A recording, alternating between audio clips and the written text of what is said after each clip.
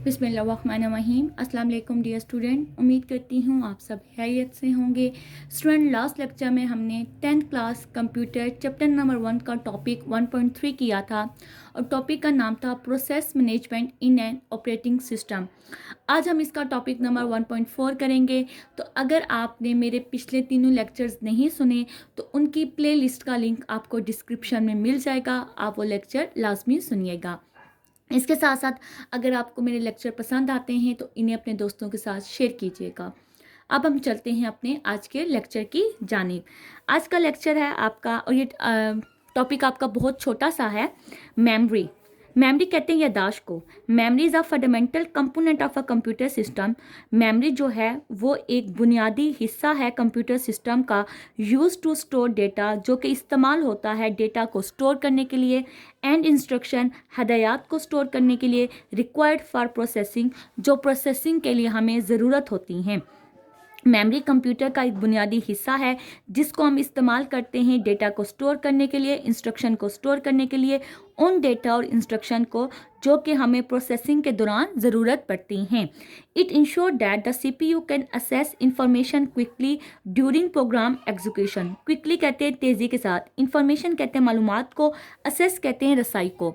ये इस बात को यकीनी बनाता है कि जब प्रोग्राम आपका एग्जीक्यूट हो रहा हो, आपका प्रोग्राम चल रहा हो, उस दौरान सीपीयू क्या करे, तेज़ी के साथ मालूमात तक रसाई हासिल करे। प्राइमरी मेमोरी कहते हैं, रैम को कहते हैं। Primary memory also called random access memory is the main working area of computer. जो प्राइमरी मेमोरी होता है उसे हम रैंडम एक्सेस मेमोरी भी कहते हैं, जो कि कंप्यूटर का एक अहम वर्किंग एरिया है। It is a fast storage area where the computer keeps the data and instruction temporarily. ये एक फास्ट स्टोरेज एरिया है जहाँ पे कंप्यूटर क्या करता है, डेटा और इंस्ट्रक्शन को आर्जी तौर पर रखता है। इट्स डेटा इज़ अरेज, इसका डेटा ख़त्म हो जाता है when the computer is turn off. जब कंप्यूटर को हम टर्न ऑफ करते हैं तो इसका डेटा भी ख़त्म हो जाता है। आप ऐसे मिसाल ले लें कि जैसे आप ना गेम प्ले करें मोबाइल पर, तो जब आप गेम प्ले कर चुके होते हैं, आप उसको बंद करते हैं तो कंप्यूटर उसको स्टोर करता है? नहीं करता ना। तो आपने जो भी गेम प्ले की होती है कंप्यूटर उसको स्टोर नहीं करता, बल्कि जैसे ही आप गेम बंद करके कंप्यूटर शट डाउन करते हैं तो वो सारी की सारी मेमोरी ख़त्म हो जाती है। Example, when you open a word document, जब आप वर्ड डॉक्यूमेंट को ओपन करते हैं, उन्हें खोलते हैं, the computer quickly place the program and the computer into RAM. तो जो कंप्यूटर होता है वो तेज़ी के साथ प्रोग्राम को रख देता है, कहाँ पर, रैम के अंदर, और जो डॉक्यूमेंट आपके जो भी होते हैं उनको रैम के अंदर रख देता है। So the computer can work on them right away, और कंप्यूटर क्या करता है, उनके ऊपर काम करता है। ठीक है। नेक्स्ट आपका टॉपिक है विचुअल मेमोरी। विचुअल कहते हैं जो हकीकी तौर पर मौजूद ना हो, आर्जी तौर पर। ठीक है, ऐसी मेमोरी जिसको हम आर्जी तौर पर इस्तेमाल कर सकें। When the RAM is full, जब रैम आपकी क्या हो जाती है, फुल हो जाती है, the operating system use part of the computer storage drive. तो जो ऑपरेटिंग सिस्टम होता है वो क्या करता है, जो कंप्यूटर के बाकी हिस्से होते हैं उनको इस्तेमाल करना शुरू कर देता है रैम की जगह। ठीक है, लाइक हार्ड ड्राइव, जो हार्ड डिस्क होती है उसको सॉलिड स्टेट ड्राइव, जो आपकी सॉलिड स्टेट ड्राइव होती है जिन्हें एसएसडी कहा जाता है, non volatile memory express as virtual memory. तो इन मेमोरी को क्या करता है, इन स्टोरेज डिवाइसेस को वो एज अ वर्चुअल मेमोरी इस्तेमाल करना शुरू कर देता है। इसकी मिसाल आप ऐसे ले लें कि आपने क्रोम, वर्ड, यूट्यूब, गेम, ये सारी चीज़ें एक साथ खोल के रखी हुई हैं, तो रैम फुल हो जाती है। तो फिर कंप्यूटर क्या करता है, वो कंप्यूटर हार्ड ड्राइव की कुछ जगह इस्तेमाल करना शुरू कर देता है मेमोरी के तौर पर।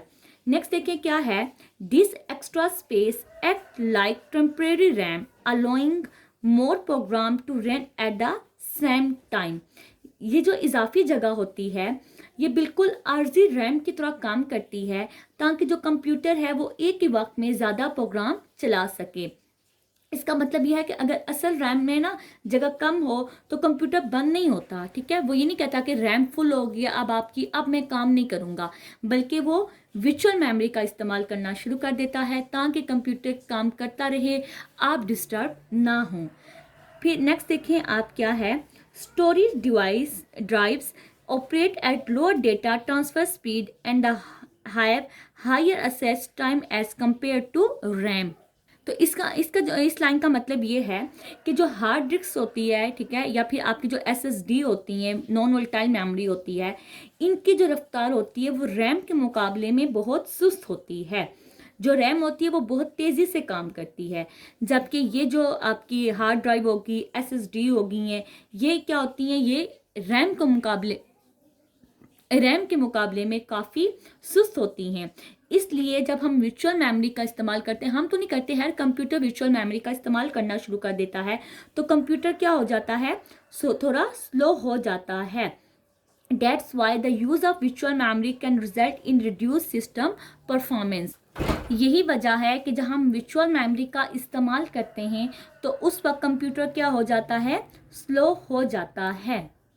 अब कंप्यूटर कैसे स्लो होगा, चीज़ें देर से खुलेंगी, ठीक है, कंप्यूटर हैंग हो सकता है, हमें स्लो महसूस होगा। अब देखिए, अब मोबाइल की मिसाल ले लें, ठीक है, उसमें जब आप बहुत ज़्यादा डेटा रखते हो, आपकी रैम फुल हो जाती है, तो आपकी चीज़ें क्या हो जाती हैं, हैंग होना शुरू हो जाती हैं, ऐप्स बहुत लेट खुलती हैं, आप कुछ गूगल पे सर्च करो तो वो बहुत ज़्यादा टाइम लेके आपको रिजल्ट देता है, इसके साथ साथ आपका मोबाइल हैंग होना शुरू होता है। तो हम क्या कहते हैं कि इसको फैक्ट्री रीसेट करें। तो जब वो फैक्ट्री रीसेट होता है तो जो भी आपकी फालतू चीज़ें होती हैं वो सारी की सारी डिलीट हो जाती हैं और मोबाइल आपका बेहतर काम करना शुरू कर देता है।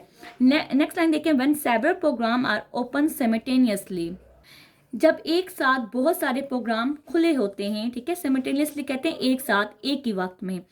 तो अब इसकी मिसाल ऐसे ले लें, आपने क्रोम भी खोला हुआ है, आपने यूट्यूब भी चलाई हुई है, आपने गेम भी ओपन की हुई है, आपने फोटोशॉप भी ओपन किया, तो ये सब क्या हो रहे हैं, एक साथ चल रहे हैं।